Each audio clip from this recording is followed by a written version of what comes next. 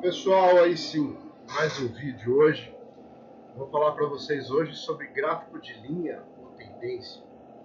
Mas antes da gente começar a falar sobre o tema, né? Faz aí a sua inscrição no canal, compartilhe o vídeo, deixa o seu gostei no gostei, continue participando, né? Tá aumentando bastante essa participação, essa interação de perguntas, questionamentos, dúvidas, críticas, né? Tá muito legal. Então, vou falar para vocês um pouquinho sobre gráfico de linha ou tendência.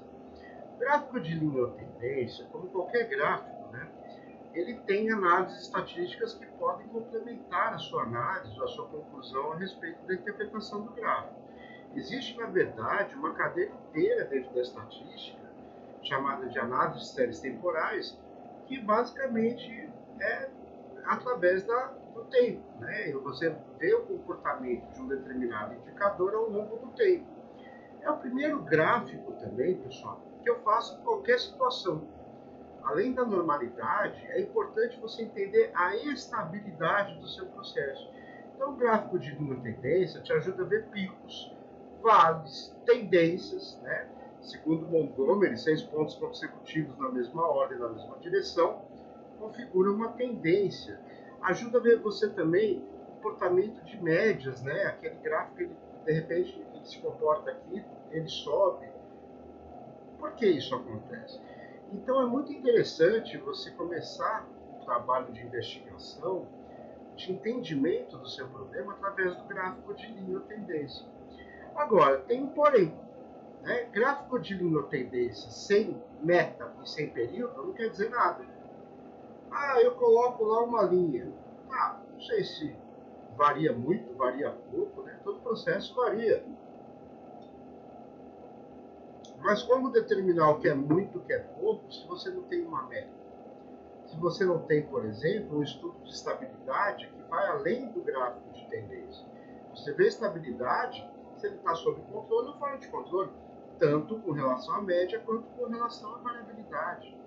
Então é importante, né, no momento que você faz um gráfico de tendência, tirar essas informações todas, até para uma boa definição de meta, até para entender o comportamento do processo em cenários que você não tem muita atuação, por exemplo, como tempo seco e tempo chuvoso.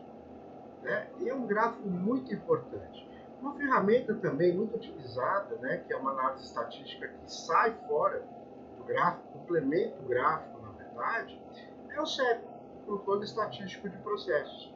E é engraçado, né, que quando Shewhart e Deming elaboraram o CEP, eles tinham em mente 12 regras. E dessas 12 regras, apenas a regra 1 era aquela que era reativa, ou seja, você atua depois que já deu pau. Você entende o motivo do pau, né? Você entende o motivo do que deu errado. Por que saiu de controle? As outras 11 regras todas são proativas para você, para te ajudar a atuar antes de sair de controle. Infelizmente, as pessoas utilizam apenas a regra 1. Né? Mas é uma ferramenta boa para você atuar antes e não reativamente. Enfim, existem várias coisas que a gente pode falar também sobre o gráfico de linha ou tendência como análises complementares.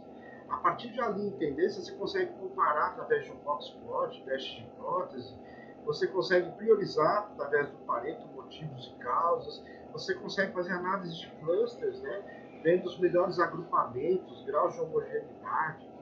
Então, o gráfico de linha e tendência é muito útil. Né? E sempre lembrando, é um gráfico que pode ter como complemento uma análise estatística, onde muitas vezes você vai conseguir gerar um valor de probabilidade, um valor de P, né, para te dar uma certeza maior de uma decisão a ser tomada. Mas antes de qualquer coisa, é um gráfico de investigação.